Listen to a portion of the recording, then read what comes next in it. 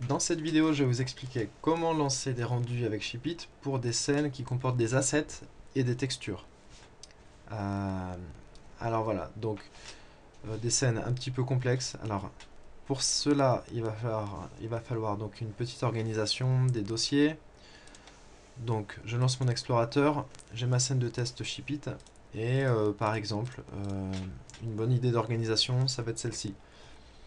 Créer un fichier d'assemblage dans un répertoire assemblage.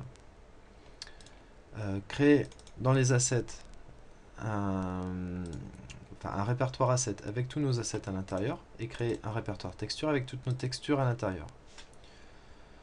Voilà, donc là ce que je vais faire, c'est que je vais ouvrir Blender, je vais importer et lier tous les assets dans le fichier d'assemblage.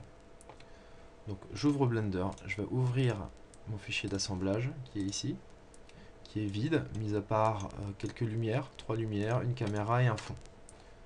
Donc je vais aller dans Fichier, je vais lier les assets, donc je vais dans la boîte à gants, Groupe, boîte à gants, et je le lis. Je le déplace un petit peu. Je vais lier également le cahier, et les cahiers, parce qu'ils sont deux.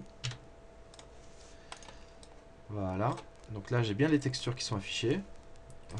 Si je règle vite fait mes paramètres de rendu, voilà, je vais pouvoir faire un petit rendu pour vous montrer. Voilà, les textures sont là.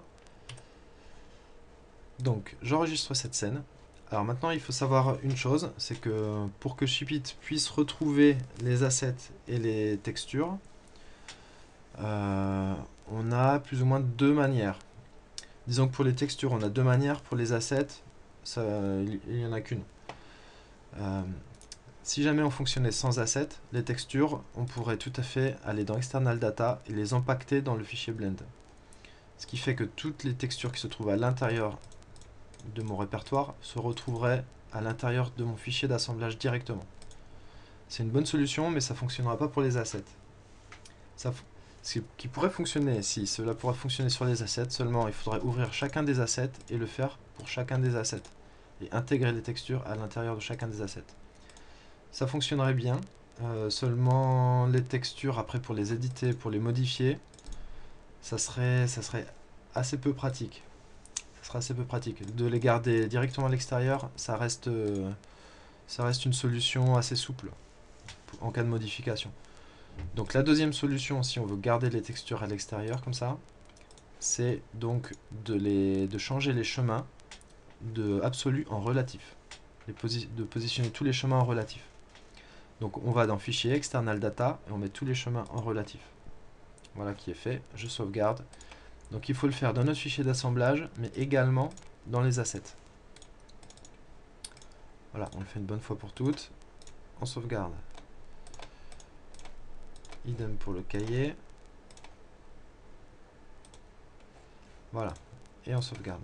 Donc je peux quitter Blender, on est OK.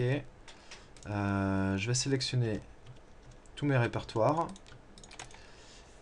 et je vais les comprimer. Donc en zip classique.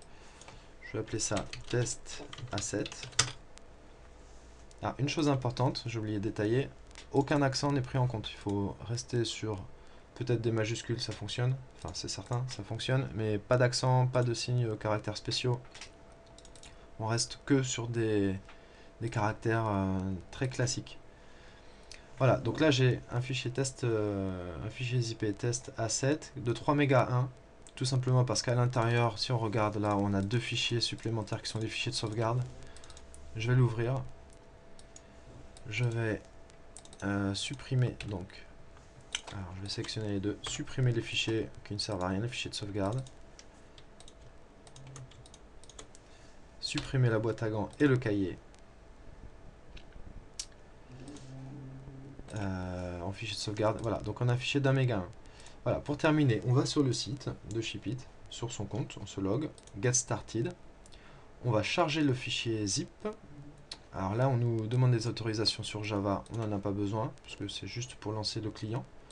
Là, on n'en a pas besoin. Test asset, ouvrir, envoyer. On attend quelques secondes que cela charge cela charge le méga.